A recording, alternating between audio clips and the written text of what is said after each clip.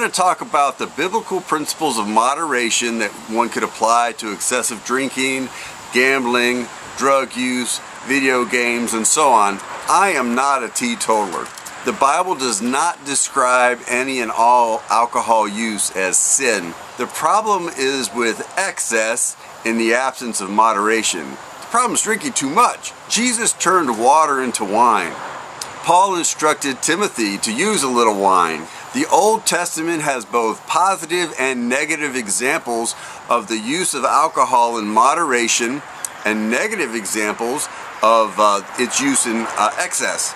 Even when God is allowing plagues in the book of Revelation, the instruction is given, do not damage the oil and the wine. Scripture says, do not let anyone judge you by what you eat or drink. Jesus declared all foods to be clean.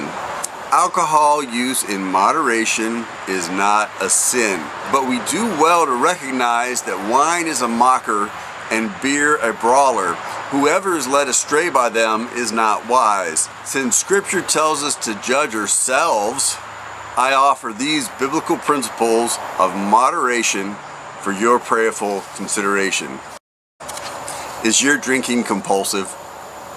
There's a problem if you cannot stop drinking or reduce consumption, even though you want to stop or know you should stop drinking or you know you should cut back. Self-control is a fruit of the Spirit, but drunkenness is a desire of the sinful nature. Try this experiment. Once a year, perhaps during an intentional fast, give up alcohol for between 1 and 3 weeks. Second principle of moderation. Does drinking take significant time or resources away from other commitments and obligations?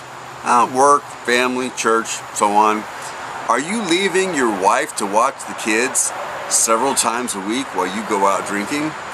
Is the money you spend on drinking in a month making a significant impact on the family budget? Is it making you late on your rent or your bills? Is it preventing you from providing for your family needs? Does it hinder your ability to be generous? Is it keeping you from making some savings toward buying a home, buying a more reliable car, or saving for your children's education? Are you ever late for work or not sober at work due to your drinking?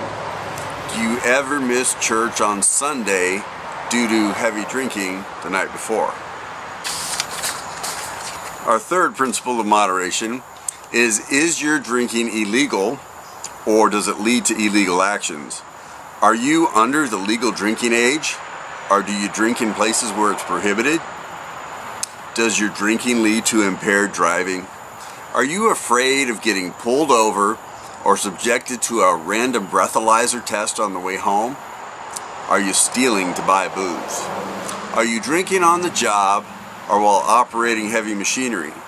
Have you ever been impaired while hunting, operating a boat, or carrying a gun? All those things are illegal.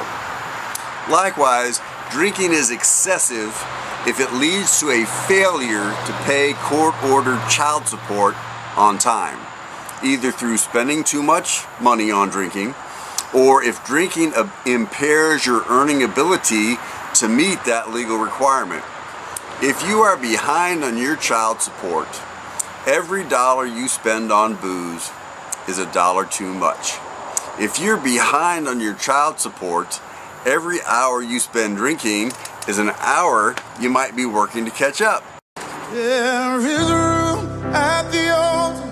There is room at the pew. There is room at the table.